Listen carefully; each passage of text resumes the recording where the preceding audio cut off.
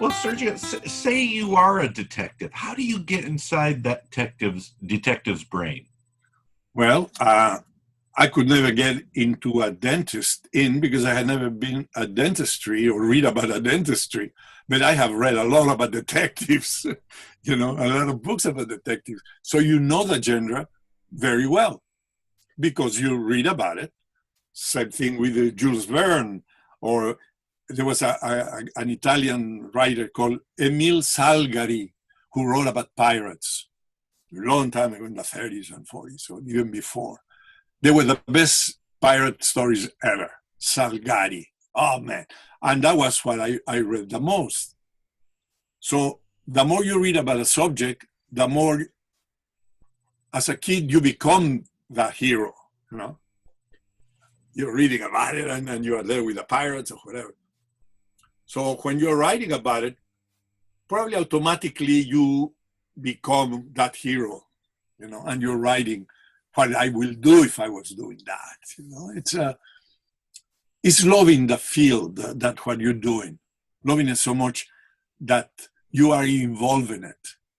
See, you that's what, when you're writing, you put, if you want, I write with music as company, but if I'm thinking, I put classic music because it's a background, very, very low. I can hear it very low, classic music. When I'm inking, I put jazz because it's faster. So the rhythm gives you a little more rhythm, but it's a background thing. I put the television many times as company, but I only watch things that I already seen before. Because when you're inking, you just go like that. You relax your eyes from the position. You relax your hand for a second, and then you continue.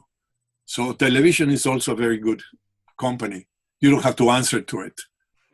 If somebody comes, you have to tell them, no, that's not this, and you cannot work with the company. But TV is a good company. And and this you can tell to students, is that they have to move their eyes from the paper to something else constantly. Because if not, you work like this for a couple of hours, and you better exercise your eyes. Because then I started using this when I was in my 70s. Because you relax your eyes. You make like an exercise. Yes. You open, and the hand stops too. So you have to measure yourself and also go many times like this with the hand here. Because if not, you'll go and start drawing closer and closer because your eyes get tired. Yeah. So if you keep your hand like this, you always keep the head at a certain distance. And if you use it a lot, you don't have to go like that anymore because you know that there's a certain distance that you have to keep. So it's a lot of little things that happens when you're drawing. Yeah. But the mind is the important part. As you say, how you do it, I don't know. It's just loving what you're doing. And the most important thing is taking it seriously. This is as serious to me as a doctor operating a cardiologist, taking his heart out and making it alive. Because to me, that's so important that it's good. You have to take this career seriously. Yeah. It's a very important, very important. Do you ever have creator's block or writer's block? No, because of the variety of work that I do. See, if you are only a writer writing a novel and you take, let's say, 4 months to write a novel or more, you can have a block because you are writing that and you don't understand how to solve that particular scene or dialogue or rapporte between two people. So then you can have a block because you are so concentrated on it. But I cannot get a block because if I don't know what I want to do with a scene, instead of concentrating, I put it aside and start doing something else. If I'm writing jokes and something is not coming, then I start drawing. So you relax your mind. You don't get upset about a particular routine. So I never get literally a block. I mean, sure, you find a difficulty to solve a problem, but I don't try to solve it immediately because I can do so many other things, you know? And give the back of your mind some time to think about it. Absolutely. Yeah. And then when you go back, it's as fresh as before. So it's good to think of something else, you know, don't get upset about it. The solutions come automatically. Well, that's in my case. And everybody's been different. I was chatting with Peter David. He says, "Oh, if I get writer's block, I just take all my bills and I stack them up next to me. You'd be amazed how quickly my writer's block goes away."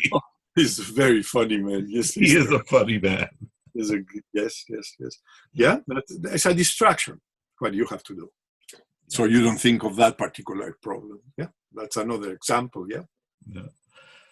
Which of your characters or titles or stories did you enjoy creating the most? Coming from a background of magazine cartooning, so every time it's a joke, it's a different joke. With Mad, I do a Mad Look At, which are a subject matter. I do many cartoons about a particular subject.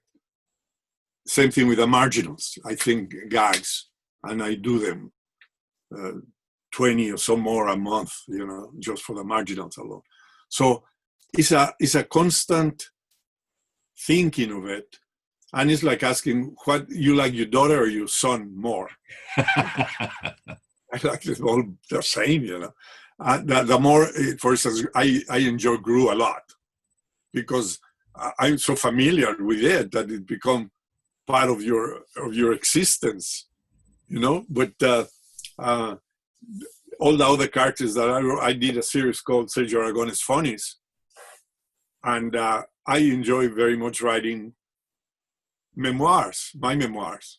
I've been very fortunate in life to have a very, very amazing life, not of my choosing, but it just happens.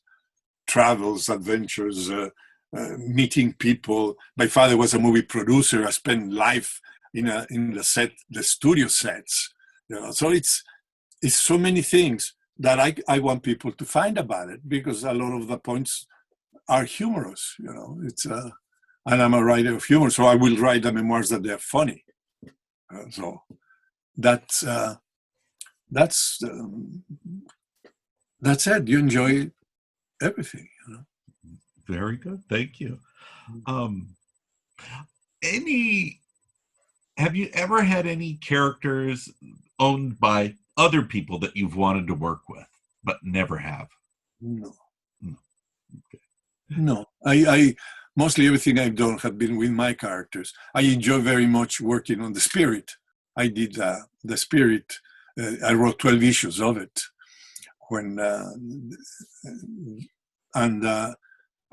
with Mark, of course, with the dialogues and things. And we used different artists. And we couldn't choose because the majority of artists that I wanted were quite busy all the time, and they didn't have time to draw it. So that was fun, you know, writing at the style of Will Eisner, not even close, you know. Yes. But it was very interesting. But no, I'm not particularly other characters done by other people. Sure, you will love to write, but don't forget that what I do is humor. I couldn't take Tarzan and make it funny, you know. It's just, that'd be an offense to the Tarzan universe. Yes. Or to the Zorro universe. I can write short, serious stories, but I think I excel at humor. So I wouldn't do a serious story because it wouldn't be natural for me, you know. I mean, yes. I like humor. I think I'm good at it, you know. So I enjoyed both of your outings where you destroyed the DC heroes and you massacred the Marvel heroes. Yeah, that was mostly a lot on the work of Mark Evanier, because he knows that. When he came to do that, we had an idea to publish at the same time, the same month, by different companies. Sergio destroyed DC, Sergio massacres Marvel, and Sergio stopped Star Wars, which they came out at the same time by different companies. It was fun, you know. It was a collaboration, but mostly in that case, the writing came more from Mark, Uh-huh. you know, because he knows those characters so well. I think the plots, you know, very basic, but with Mark, those two things. And I didn't ink them, I just penciled them. And because we used other characters, I just sketched it very loose so that people could do their own styles. And that was a very good experiment and a lot of fun. Oh, You know, like when we did the fanboy, that yeah. was a very, very good one. I And still that have Mark, all my issues. but Mark had to do a lot more in the writing that I Uh-huh. did, that, you know, because he knows all those things. And that was his project, really. The fanboy. That was really him. Good collaboration there.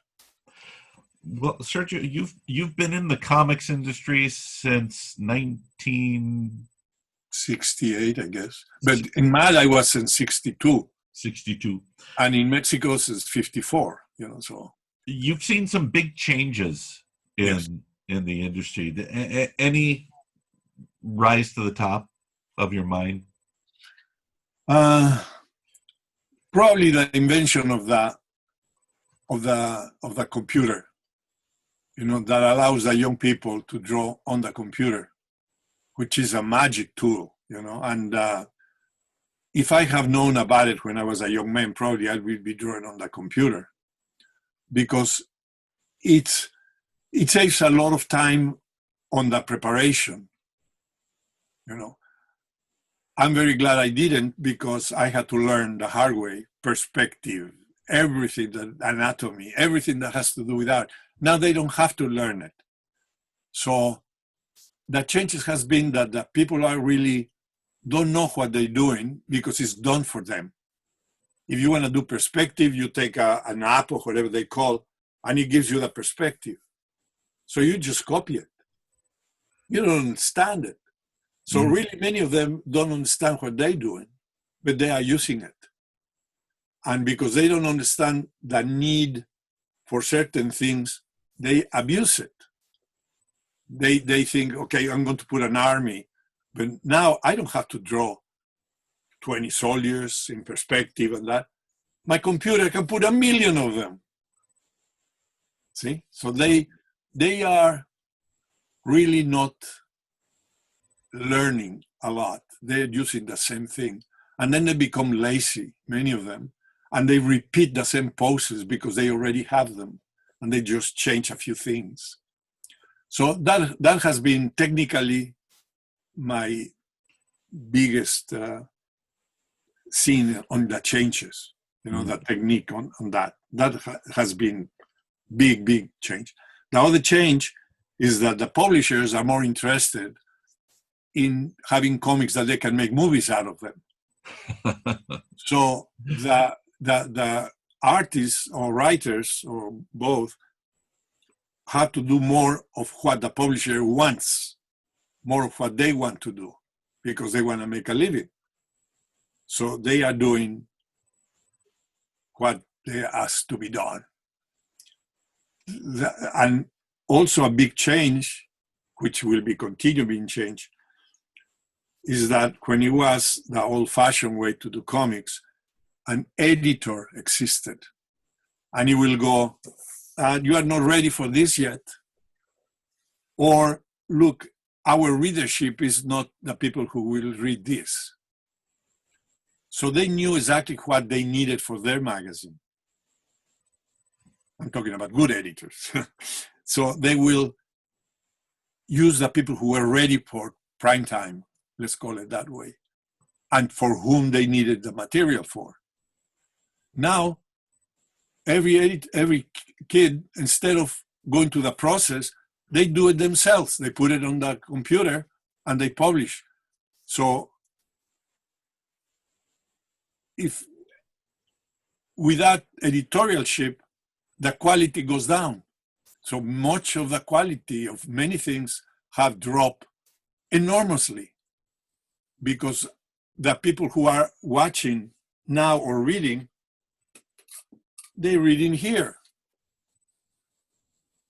They don't need quality of drawing. They don't need anything. They need instant gratification. Why? Because it's so much of it. If they don't understand a gag, you think they will study it? They go to the next one. Why? Because it's easy for them. That's the success of TikTok. Why millions of people watch it? Because it's banal. It's not important. It's an instant solution. I go, and boom, and fall. And that's it. That's humor for them. There's no depthness. There's no need of it. The editing, well, not only cartooning, the movies. Editing the movie? What for? They go from the beginning to the end, and that's it. The rest is not important. It's a big change in every form. And I personally think it's for the worst. They have the best tools in movies, and I know about movies. I grew up in it since my infancy. The first things my school boss would take me to the movie studios, leave me there, because my father was in the production of movies. So I will go there and play on the sets, watch the shooting, do my homework, and then go home with my dad to eat. So that was my routine, go to the studios and play, and find how the movies were made. I wasn't interested whatsoever because I saw the inside of it. See, like an actor to me was a guy who comes at 6 o'clock in the morning, sits on the makeup there for a couple of hours, sits on the set for another hours reading a script, being called to stand up and says a few lines repeatedly, and then sit back on the chair. And then when it was some action, they used somebody else to do their part. And that was it. I says, I don't want that job at all. Fame, I don't care about it. None whatsoever, I mean, that's the worst thing you can get is become famous, man. Because there goes your privacy and your independence and everything. So I didn't like any part of the movie industry at all. In the comics, I can do everything. I do the sets, I do the costumes, I do the writing, I do the acting, I do everything. So it's total control. I love it. So it's a big difference. So the changes have been terrible in many ways. In many ways, the movies now I cannot even watch a new movie at all. It's just violence and I don't want to even talk about it. Well, what are you working on right now? Well, Mad ended, I mean, for us as writers, artists, and everything, because economics and things, they are from now on using reprint material from issue number 18. It changed management, Mad. From New York, they Warner's wanted everything on the East Coast. I mean, in California. So they asked the editors, we have to bring Mad to LA. But by then, the editors and publishers and everything was on artists, writers, many of them, they were already in retirement age. They've been doing it a lifetime. They have the families in New York. They couldn't move to LA, and so they changed everything. They had a new publisher, a new editor, a new everything. And they changed the numerology of the issue, started with issue number 1 again, and it went from 1 to 17, which was this cover, which I drew. And the whole issue is me. It's an homage. Every page is my work. New material, old material, everything. Things that I wrote that somebody else drew, things that somebody else wrote and I drew, but mostly things that I wrote and drew. This is a joke that George Woolbridge did based on in one of my cartoons. I wrote it and he drew it about a guy putting signs on the jungle. And yes. Nailing in the tree, and then, of course, he gets chased. He puts it on an elephant leg, Then it doesn't go well for him. So So it's a fun issue, but that's my last one with them. So, but I still have Gru. I'm still working on on another one, and I'm doing more. I'm inking page 16 here, and well, I work in a lot of pages at the same time. That's another one that's almost finished.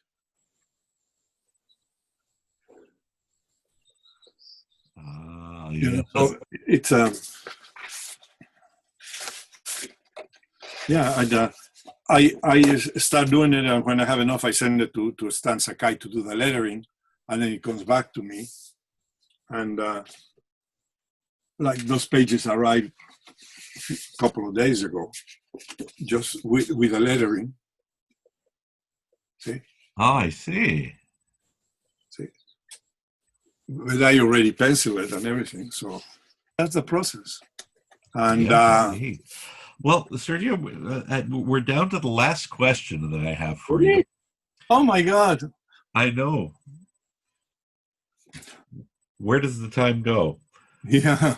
And and if you feel free to do this, I just thought it might be a treat. I have a number of Spanish speakers in my classes as well, and so if you could maybe split the answer in both English and Spanish, that would be wonderful. What advice do you have for anyone who wants to be an artist? Well, in English would be, take it seriously. This is a serious matter. If you want to be good, of course. Hay que tomarlo en serio. Esto no es un juego, es una carrera. Y si quieren triunfar, tienen que tomar las cosas muy seriamente. Es como ser doctor o abogado. No es de más, ay, quiero dibujar y hacerlo esto. Si van a hacer eso, nunca van a llegar a ningún sitio. I always suggest to students to make their own college curriculum. Como les digo a todos los que quieren ser dibujantes, tienen que hacer ustedes su propia carrera. Saber lo que tienen que aprender, leer, ver otros dibujantes, aprender anatomía, aprender perspectiva, aprender color, composición, leer libros sobre el material. You have to learn, you have to read a lot. You have to find out everything. You have to make your own curriculum. You have to go and say, okay, what I have to learn to be a cartoonist? And what do you think is more important, being a very successful cartoonist or being a very successful lawyer? Same thing. You have to spend years learning to be good. Oh, to draw is fun, but to be good, have to learn a lot of things. So you make your own curriculum. What I have to learn? Get books, find out. In the computer, probably there's a lot of things on how to do it. But don't trust them because they want fast solution. Take a really book from a real professional and read about perspective, which is very important, anatomy. And if you are good, I have never met ever in my life somebody that's good at something that doesn't have a work, except for a pandemic, of course. But everybody who's good at what they do, they work always. I never seen an unemployed good shoemaker ever, or an unemployed plumber, an unemployed cartoonist, an unemployed lawyer. If they are good, they will work forever. And how you get good? Learning. Spend your time. Do what you always do, but spend a few hours a day learning. And take it seriously. That's all it is. That's all it is. It's as simple as that. The more you learn, the better you become. No, en serio, no hay que aprender a hacer las cosas bien. Ahora, let's do it for the French people. Mes amis, c'est facile de voir la vie d'un dessinateur de l'humour. C'est d'avoir une histoire de faire les choses bien faites. Now in German. Ich will nicht, no, that's just... You had me there, Sergio. No, I do speak French. It was my first language, but because I was born in Spain during the war, and we emigrated to France. So my first years were spent in France, and I went to school there. So from there, we immigrated to Mexico. So that was it. It's a long story. But if they want to see more about it, that's the comic I did called Sergio Aragones Funnies. Yes. That's the one. That's the one. I'm having a great time with it.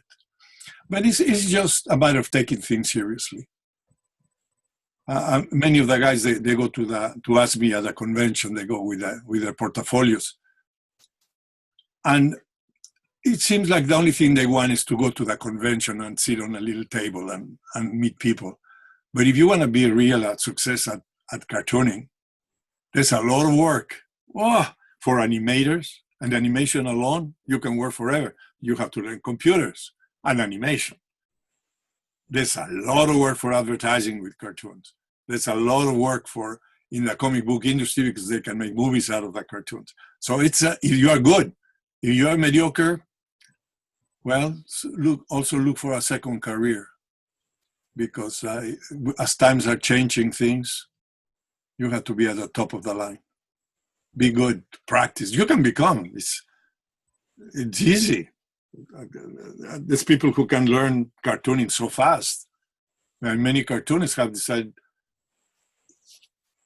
It's also a division between the writing the jokes and to drawing them. If you are good at drawing and you want to write your own stories, don't pay that much attention to learning how to draw. Learn how to write, because that's your weakest part.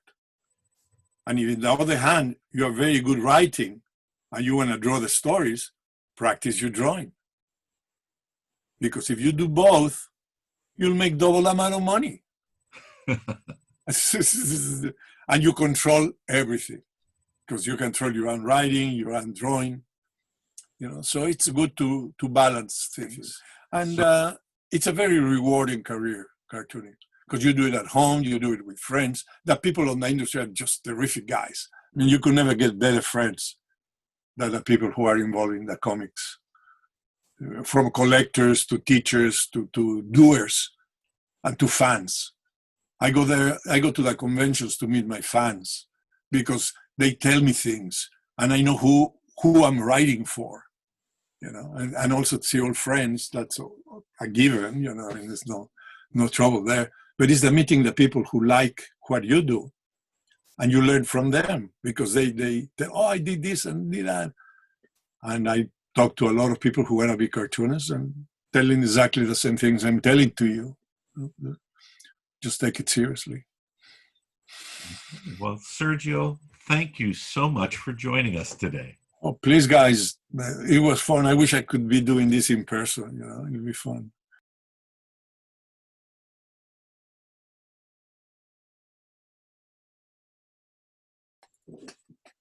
And the process is quite different that it is done. I think you're interested on that, or to see it. Sure. What happened is that any particular issue, I start writing it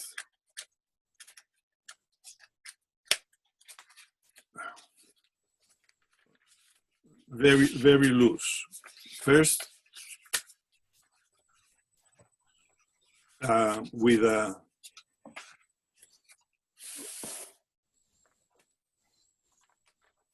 writing it like this, very loose. And then when I have it all, the same page, let's say,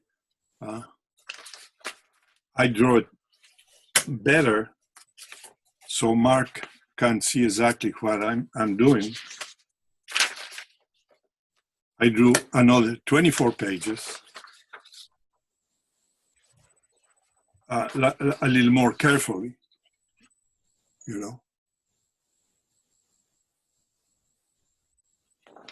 So I draw 24 of this and 24 of that.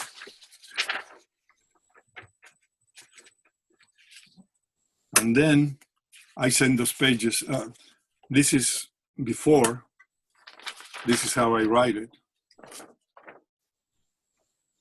You know. And And the numbers to the left are the panels the pages. or pages. Okay. I divide the story by pages first. You know, so these are all notes. This is another one. All these are notes before I draw the 24 pages in pencil. You know, little both sides.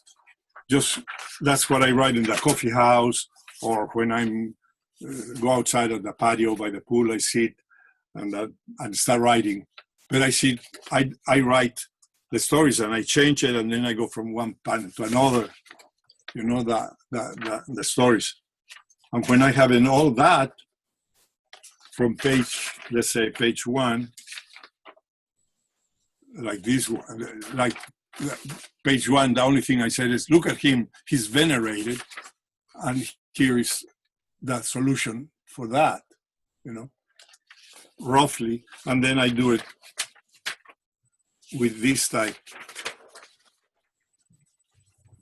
It's more finished, see? Little higher. Oh, sorry. That's okay. Ah, yes.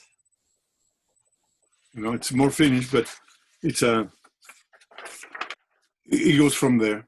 And then the ones that the 24 pages, that's what I send to Mark. And then I pencil it like this, like I showed you before. And after I get this from Mark,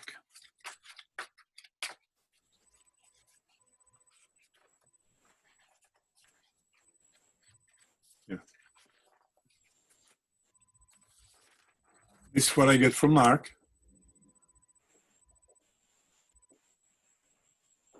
See, after he reads everything I done, and he sent it to Stan, and I said, by the computer he sends this, and I send this,